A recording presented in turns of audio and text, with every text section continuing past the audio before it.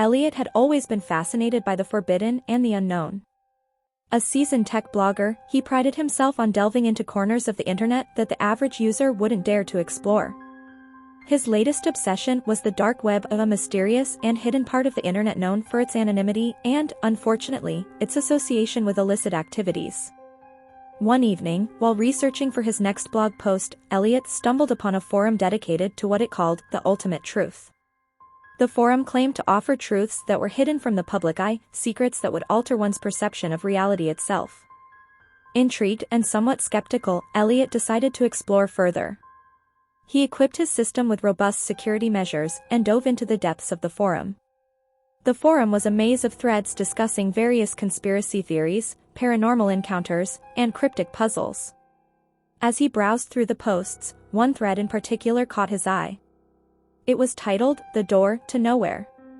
The original post was by a user named Obscurus, who claimed that there existed a digital door on the dark web that led to real-world consequences.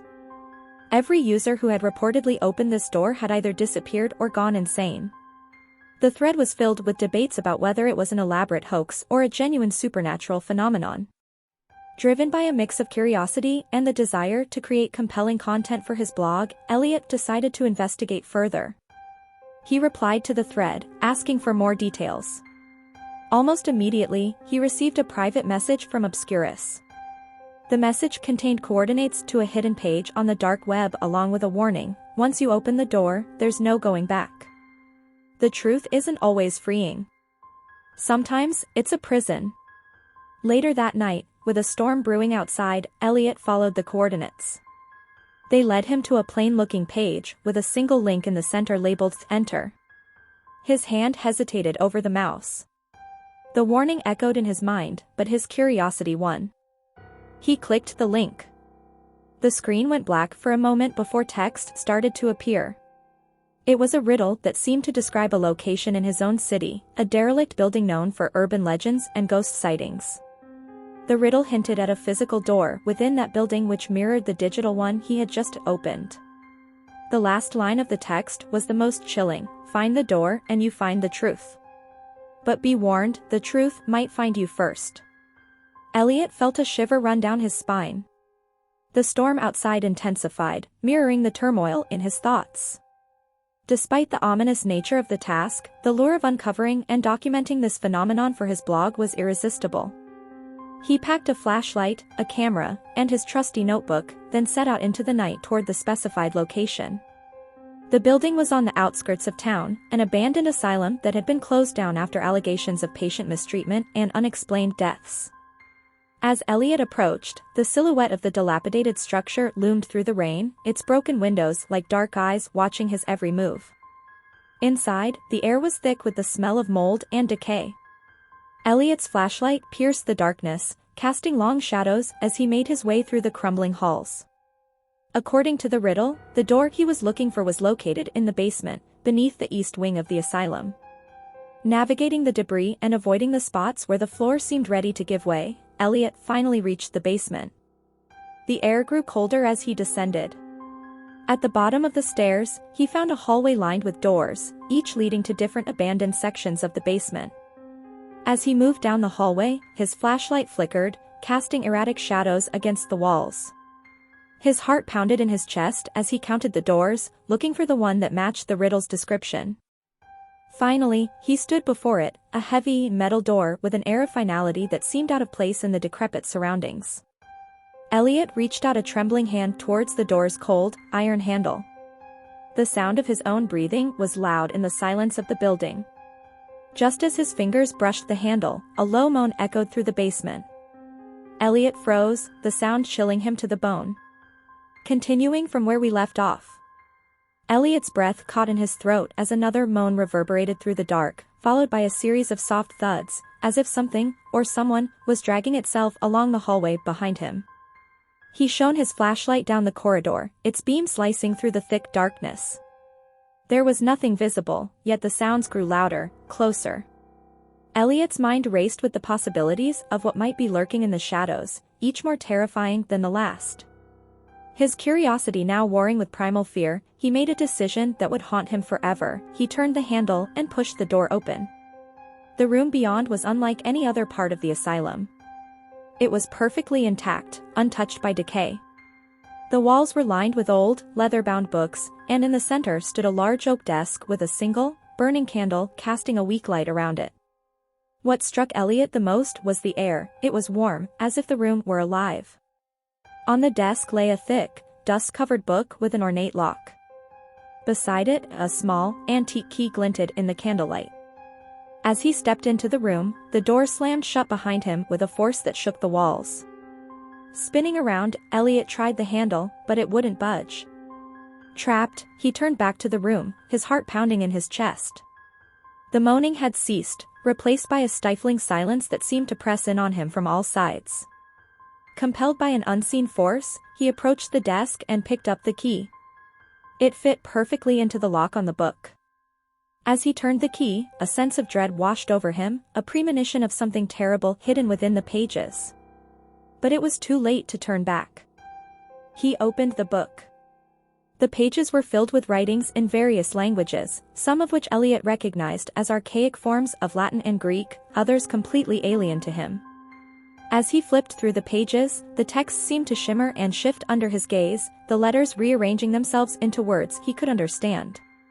They told stories of other visitors to the room, each account ending in madness or disappearance.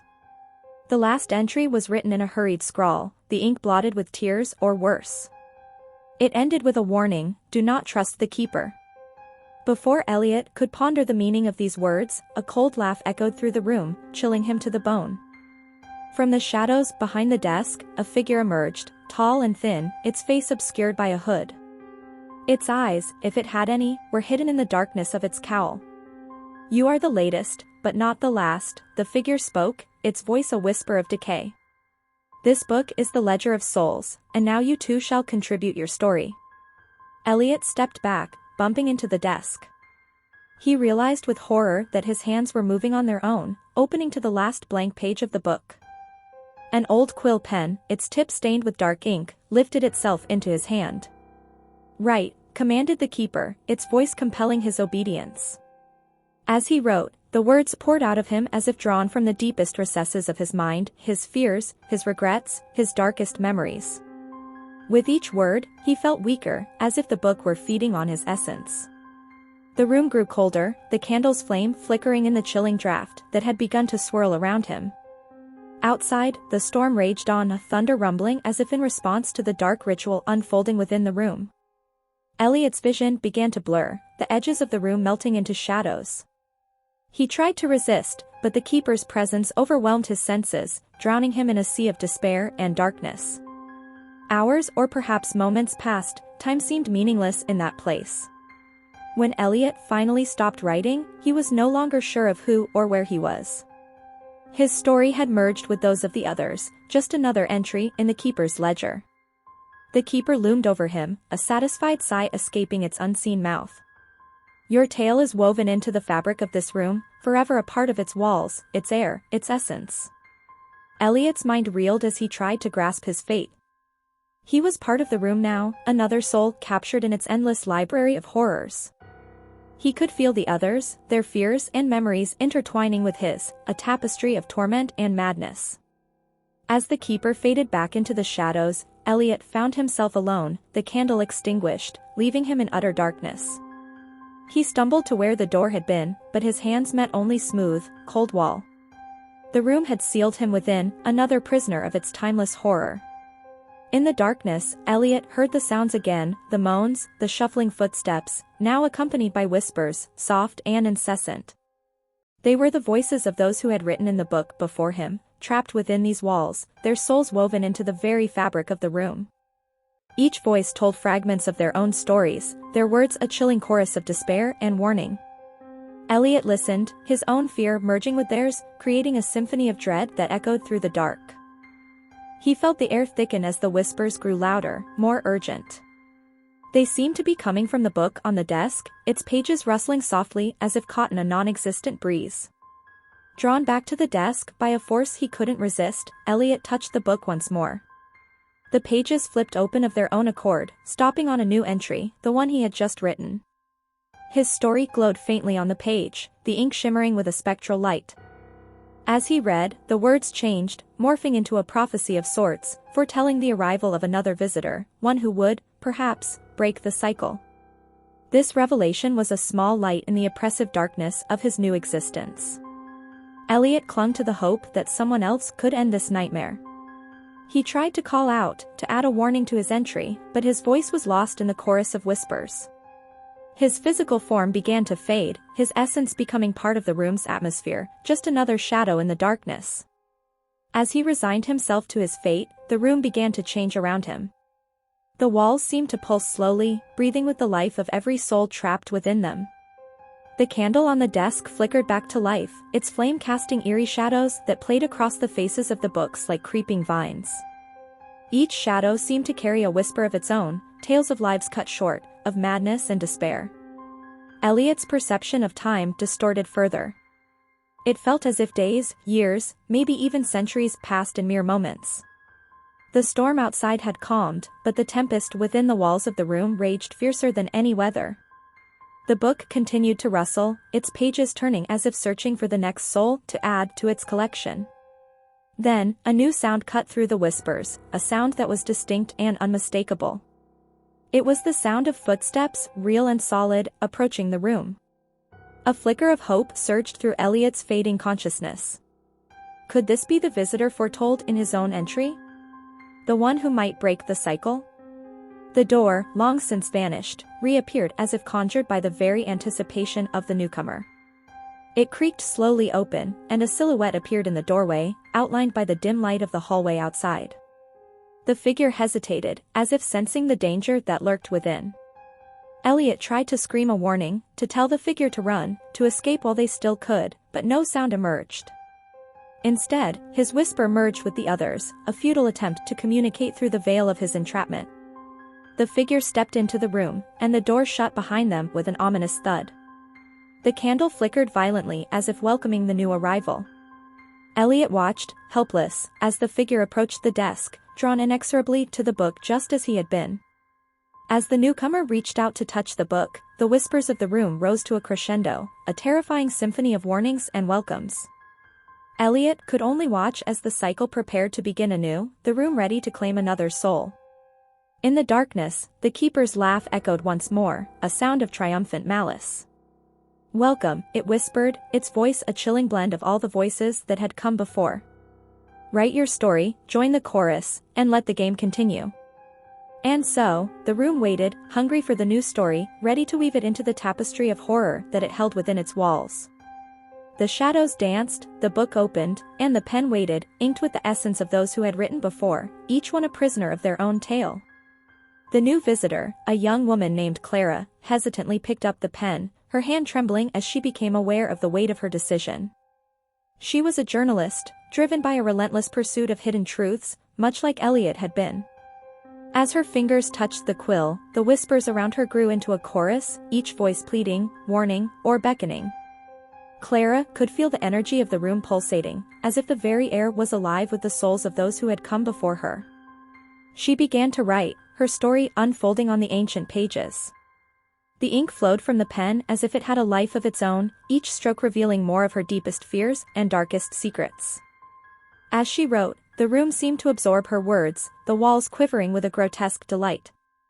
The candlelight flickered, casting ghostly shadows that moved independently of any light source, enveloping Clara in a dance of darkness. Elliot, now more shadow than substance, watched helplessly. His consciousness was fading, but he clung to the hope that his writing might have altered the course of the game. Perhaps Clara would find a way out that he had not.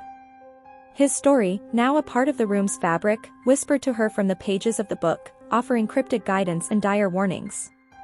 Clara paused, her eyes scanning the room, feeling the oppressive gaze of countless unseen watchers. The room seemed to be closing in on her, the walls subtly inching closer as if breathing with a sinister life. She felt the chill of the unseen eyes upon her, each one a silent witness to the macabre ritual she was now part of. Her heart pounded as the realization set in, she was not merely writing her story, but sealing her fate within these haunted confines. As Clara wrote, the words began to affect her physically. Each sentence drained her energy, sapping her will to move or even think clearly. Her vision blurred, and the room's temperature dropped, the cold seeping into her bones. The candle's flame dimmed to a mere flicker, barely holding the shadows at bay. Meanwhile, the whispers grew more urgent, their tone shifting from pleading to demanding. They no longer sounded like disparate voices, but had merged into a single, cacophonous entity that filled the room with a relentless echo. "Finish the story," they hissed, "complete the cycle." Clara's hands moved almost independently as she continued to write, her mind fogged by the oppressive atmosphere. The pen seemed to carve her darkest fears into the very essence of the room, each word embedding itself into the walls, floor, and heavy, airless atmosphere. Suddenly, a profound silence fell over the room. The whispers ceased abruptly, leaving a heavy void in their wake. Clara stopped writing, her breath visible in the icy air. She looked around, her eyes wide with fear, as the shadows began to converge toward the center of the room where she sat. They moved like liquid, smooth and unstoppable, pooling around her feet and rising slowly. Elliot, now nothing more than a wisp of consciousness embedded in the room's fabric, could only watch in despair as Clara became the nexus of a dark transformation. The room was alive, and it was hungry. It fed not just on the stories written within its walls, but on the very essence of its occupants. The shadows reached Clara, enveloping her in their cold embrace. She tried to scream, but the darkness muffled her voice, swallowing her cries as it had swallowed her words.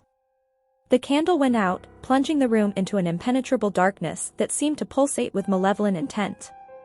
In this complete darkness, Clara felt herself dissolving, her physical form fragmenting into the room's voracious shadow. Her last conscious thought was a desperate hope that her story might serve as a warning to others who might follow, to avoid the cursed place and its deadly game. Elliot's essence, mingled with that of Clara and the others before them, felt a surge of sorrow and helplessness. They had all become part of the room's legacy, a tapestry of horror and despair woven from their own fears and nightmares. The room, satisfied with its newest acquisition, settled back into a waiting silence, its appetite temporarily sated. The book lay open on the desk, its pages fluttering slightly as if in anticipation of the next unwary soul to discover it.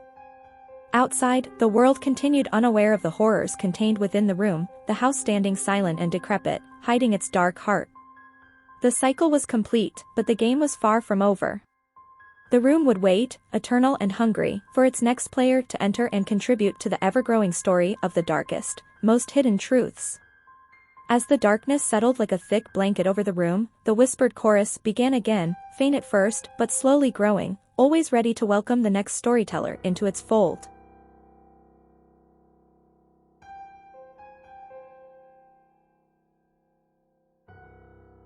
Certainly.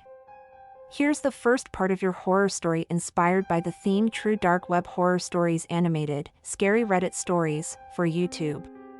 Sam had always been a curious soul, perhaps too curious for his own good. Working as a cybersecurity expert, he thought he knew the ins and outs of the internet. Yet, there was one area he had meticulously avoided until now: the dark web. The dark web was infamous, a hidden layer of the internet, a haven for the most sinister of human activities. Sam's curiosity, however, finally got the better of him on a dreary Thursday night. With the storm outside mirroring his internal tumult, he booted up his old laptop, one he specifically kept disconnected from his real identity, and began his descent into the unknown. As he navigated through layers of security and anonymity, Sam found himself in a chat room that claimed to share true horror stories. These weren't your average ghost tales, but stories that had supposedly happened to members of this very forum. Intrigued and somewhat skeptical, Sam scrolled through the narratives of disappearances, hauntings, and inexplicable events. It was then that a new post caught his eye. It was titled, "The Midnight Game, Real-Life Experience." The user, Dark Watcher, detailed an experience about playing a supposed game that summoned a creature from another dimension. The rules were simple yet eerie. At exactly midnight, one must knock on their front door 22 times, with the final knock occurring precisely when the clock struck 12. A candle had to be lit immediately afterward, and the words "I welcome you" had to be spoken into the darkness. What followed was a game of cat and mouse with an entity known as the Midnight Man. If your candle went out, you had 10 seconds to relight it or encircle yourself with a ring of salt to survive until 3:33 a.m. Laughing it off as nothing but an elaborate joke, Sam's fingers were already typing his skeptical reply when a private message popped up from Dark Watcher. "Don't dismiss it until you try it, Sam. It's not just a story." Chills ran down his spine. How did this person know his real name?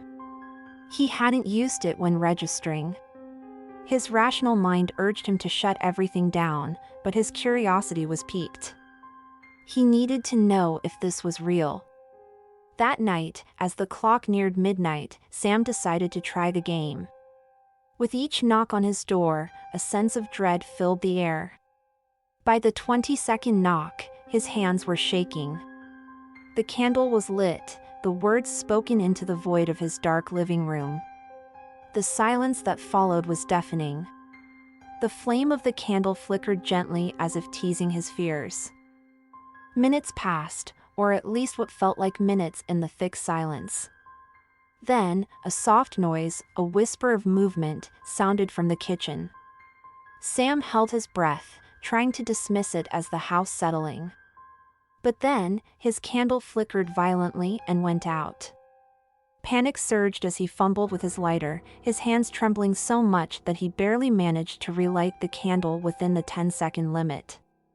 The game had just become terrifyingly real. He roamed his house, candle in hand, heart pounding in his chest. Every shadow seemed to move, every slight noise a potential sign of the midnight man. Time became a blur until he found himself checking his watch, which ominously read 3:32 a.m. Just one more minute and it would be over. As the seconds ticked by, Sam felt a growing sense of dread. He was about to sigh in relief when he heard a loud crash from his study. Heart in his throat, he approached the room only to stop dead in his tracks at the threshold. The room was in chaos, books strewn about, his desk overturned. And on the wall, written in what looked like blood, were the words, "It's not over." Suddenly, the air turned icy cold, and the candle flickered out again. Frantically, Sam reached for his pocket of salt, but before he could spill a single grain, everything went black. In the pitch darkness, Sam's heart raced as an oppressive silence filled the room. His fingers closed around the salt, but it was too late. He could feel the presence of something else in the room with him. It was a sensation of pure malice, a shadow that seemed to suck the warmth from the air around him. Desperate, Sam tried to remember the layout of his house as he stumbled forward, hoping to escape the room. He barely made it to the hallway when he felt a cold hand brush against his back. Spinning around, he found nothing but the dark, empty corridor. His mind raced, thoughts fragmented by fear. Each step felt heavier than the last, his breath short and sharp in the quiet house. Determined to survive until 3:33 a.m., Sam clenched the lighter and the salt tightly in his hands. He moved through the hallway, guided only by the weak, trembling light of his relit candle. The shadows on the walls danced menacingly, forming grotesque shapes that seemed to watch him as he passed. The ticking of the clock in the living room was a grim reminder that time was both his enemy and his only ally. As the candle flickered once more, a whisper echoed down the corridor, "It's not just a game." The voice was neither male nor female but something inhuman.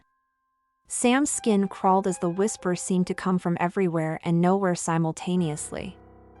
He rushed to the living room, the center of his home, and formed a circle of salt around himself. Sitting in the middle, Sam watched as the candlelight struggled against the darkness that pressed in on all sides. The air grew colder, and he could see his breath forming misty clouds in the candlelight. Outside, the storm had intensified, its howls merging with the creaks and moans of the house.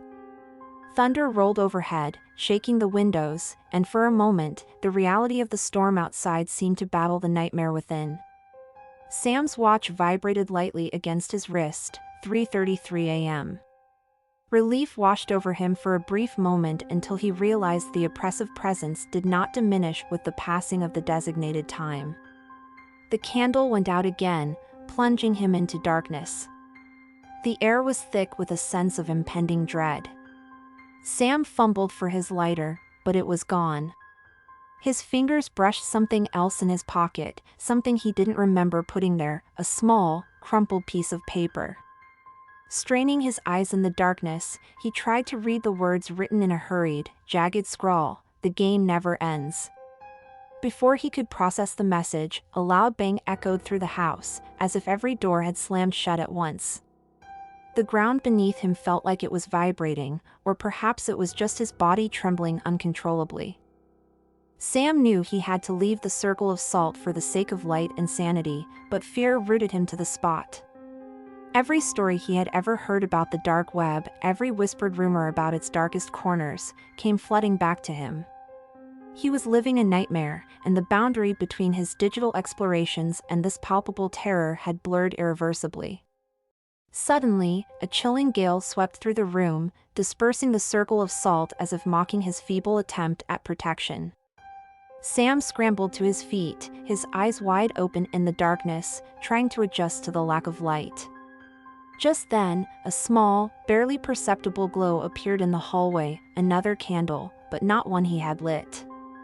Driven by a mix of terror and desperate hope, Sam followed the light. Each step took him deeper into his own home, which now felt like a labyrinth designed by his darkest fears. The walls seemed to pulse with a sinister life of their own, the shadows whispering secrets in a language too terrible to understand. He reached out to touch the wall, needing the assurance of something solid, but what he felt was not the cool, familiar plaster of his home. It was soft, almost organic, and it pulsed under his touch. Recoiling in horror, Sam realized that the house itself was changing, adapting to the game, or perhaps it was revealing what it had always hidden beneath its mundane surface. The candle ahead flickered as if beckoning him to follow deeper into the unknown, into the heart of his fears. With each step, the stories of the dark web, once read with detached fascination, wove themselves into the fabric of his reality, each tale a thread in the tapestry of this nightmare. As Sam followed the flickering candle through the morphing corridors of his own house, a sense of disorientation overwhelmed him. The walls seemed to undulate subtly with each flash of lightning that penetrated the dense fabric of the storm outside, creating grotesque shadows that danced along the hallway. He could hear a faint dripping sound, rhythmic and steady, but there was no indication of where it was coming from. The house felt alive, its every creak and groan a whisper of secrets too dark for the light of day. The air grew colder as he moved closer to the light. It was almost as if he was walking into a freezer, the kind of cold that seeps into your bones. His breath became visible, mingling with the thickening fog inside his home. The candle that guided him seemed to burn with an unnatural flame, blue and low, barely illuminating the path ahead. It was leading him, or perhaps luring him, to something unknown and terrifying. Sam reached what should have been the living room, but the door opened to a completely different scene. He stepped into a vast, dimly lit library that he had never seen before. The shelves were towering, filled with ancient, leather-bound books whose titles shimmered in the candlelight with an eerie glow. The room was circular, with a domed ceiling that depicted a night sky filled with swirling galaxies and nebulous clouds. It was as if he had stepped out of his house and into another realm. In the center of the room stood a large, ornate desk. On it, another candle burned beside an open book. The pages were yellowed with age, the writing on them an elegant but indecipherable script that twisted and seemed to move as he tried to focus on it. Compelled by an unknown force, Sam approached the desk and looked down at the book. As he did, the words stopped moving and formed a clear message: "Play continues beyond the veil of midnight." A sudden gust of wind blew through the room, extinguishing the candle beside the book and plunging the room into darkness. Sam's heart raced as he heard the soft, deliberate sound of footsteps approaching. He spun around, straining his eyes to penetrate the darkness that now enveloped him. There was nothing but the sound of his own breath and the approaching steps. Then, just as suddenly as it had been extinguished, the candle on the desk relit itself, casting a ghastly illumination over the figure now standing on the other side of the room. It was a tall, thin man, dressed in a tattered black robe that seemed to blend into the shadows. His face was obscured by a hood, but where his eyes should have been, there were only deep, empty sockets that stared back at Sam.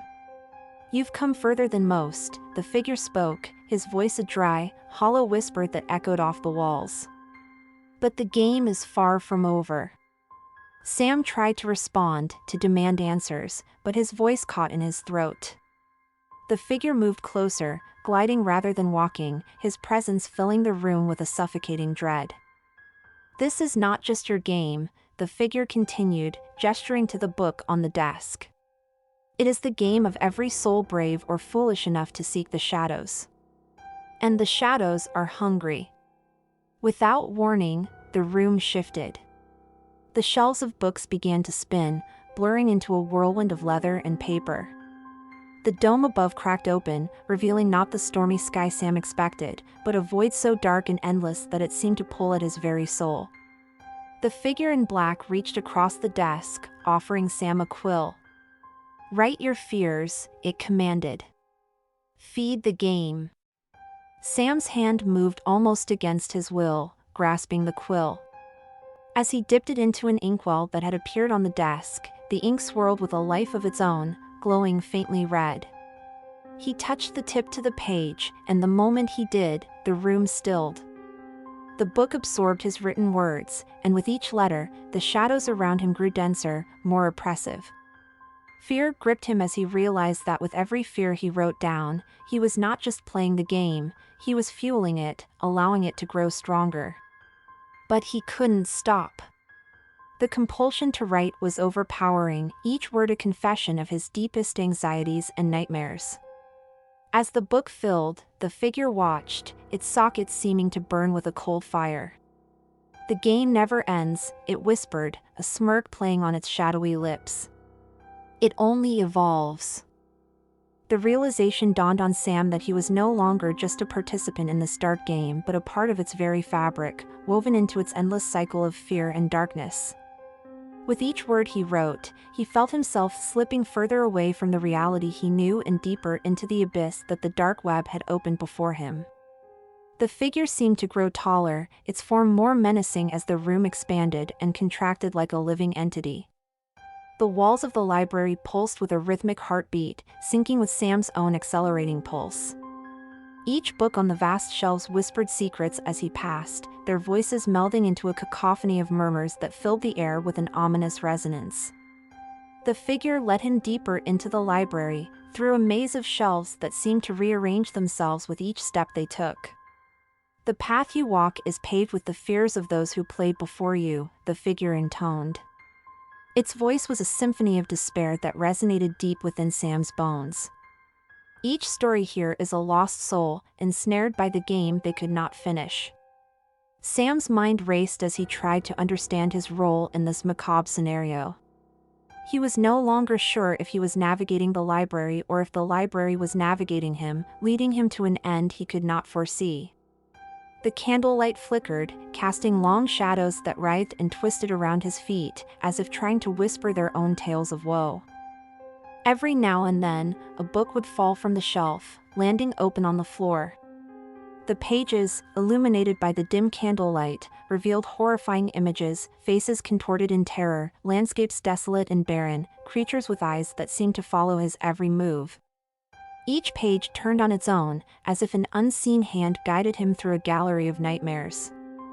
"This is your gallery now," the figure spoke, stopping before a grand, arched doorway that had not been there a moment earlier. "Your fears, once written, become part of the eternal game. Look upon what you have created." Sam approached the doorway with trepidation. Through the arch, he could see scenes playing out like scenes from a movie, each one more terrifying than the last. One showed a child cowering in the corner of a dark room as shadows converged upon him. Another depicted a woman running through a forest, glancing back at some unseen pursuer. Each scene was a manifestation of the fears he had written in the book, brought to life in horrifying detail. You see, the game feeds on fear, it grows, it evolves, and it never ends, the figure continued. Its cloak seemed to absorb the light, making it appear as a void against the shifting backgrounds of the archway. Your fear has given it new life, new stories to tell. And in return, it will give you immortality of a sort. Sam felt a chill run down his spine as he realized the implication of the figure's words. Immortality in this context meant an eternal haunting within these pages, a never-ending loop of fear and dread. He watched as the scenes in the archway shifted, each one a twisted reflection of his deepest anxieties. But why me? Why did it choose me? Sam's voice was barely a whisper, drowned out by the rustling of the pages around him. It chose you because you sought it out, the figure replied, its voice a cold whisper that seemed to come from everywhere at once. You delved into the dark web, into the forbidden corners of the world, driven by curiosity and a desire to understand. That desire is what the game feeds on, it lures those who seek, those who wonder, those who fear. As the realization sank in, Sam felt a sense of inevitability envelop him. He had been a willing participant, drawn to the shadows by his own volition. Now, he was part of the game, another story in its endless collection. The figure gestured to the book still on the desk. Continue writing, Sam. Write your fears, your hopes, your desires. Every word feeds the game, and the game in turn gives your fears life. This is your legacy. With a sense of despair, Sam approached the book again. The quill felt heavy in his hand, each stroke a permanent mark in the annals of this shadowy world. As he wrote, the scenes in the archway grew more vivid, more terrifying. He was creating a universe of horror with each word, each sentence a thread in the fabric of this nightmare. Outside, the storm continued to rage, but inside, the library was a universe unto itself, with its own laws, its own horrors. Sam wrote, driven by a force he could no longer resist, his story intertwining with those of countless others who had wandered into the dark web, never to return. And as he wrote, the library expanded, the whispers grew louder, and the shadows danced with glee. For the game was alive, fed by the fears of those who dared to play, and it was far from over. Each word Sam wrote spiraled into the depths of the game's heart, each page a testament to the dark allure that had captured him. The figure watched, its eye sockets deep and empty, yet somehow filled with an ancient, terrible wisdom. Sam felt the figure's gaze pierce through him as he wrote, each word a chain binding him to this endless library of terror. As the clock outside the bounds of this warped reality continued its inexorable march, the scenes in the archway grew even more intense. A young girl, her eyes wide with terror, scrambled through a narrow alley, her breath forming quicksilver clouds in the icy air. A man, his face gaunt with dread, peered through a cracked door into a room where shadows pulsed and writhed like living things. The horror that Sam wrote into existence wasn't just visual, it was palpable. He could feel the fear of his characters, a fear that mirrored his own. It fed back into the room, a cyclical storm of terror that grew with every heartbeat. The figure spoke again, its voice a rasping echo that seemed to come from the very walls of the library. You have done well, Sam. The stories are vibrant with fear. But remember, every story must have its climax, its moment of ultimate terror. Sam's hand trembled as he lifted the quill once more. He knew what he had to write, the scene that would encapsulate all the horror he had felt and created. He began to craft the final entry, his hand moving as if of its own accord. In this last scene, he wrote of himself, sitting in the haunted library, surrounded by the countless books of those who had played the game before him. The room was silent now, save for the sound of his quill scratching across the page. As he wrote, the shadows in the corners of the room grew thicker, coalescing into forms both grotesque and familiar. Faces of those he had imagined into his stories, their eyes hollow with despair, their mouths open in silent screams. The candle beside him flickered one last time and then went out, plunging the room into complete darkness. A cold wind whipped through the library, pages fluttering like the wings of night birds. The whispers of the books grew louder, a chorus of the damned that filled the air with their lament. And then, from the darkness, the figure approached. It stood over Sam, its presence overwhelming, suffocating. "The story is complete," it hissed, its breath cold as the grave. "But fear not, for this is not the end. It is merely your beginning." With those words, the library began to dissolve around Sam. The walls, the books, the candlelight, all faded into a void darker than anything he had ever known. He was left floating in an abyss, his only company the stories he had written, now alive and writhing around him. They whispered to him, tales of horror and madness that he had birthed from his own fears. As the realization of his fate dawned on him, a new kind of terror took hold.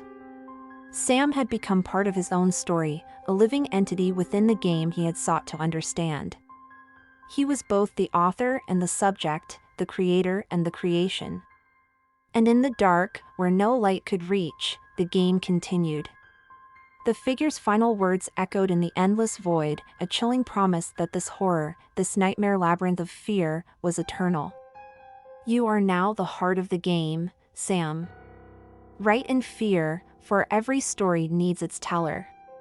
And with that, Sam's screams merged with those of his characters, a symphony of terror without end, echoing through the darkness of a realm where the game never dies, and the storyteller is forever bound to the tales of horror they have woven.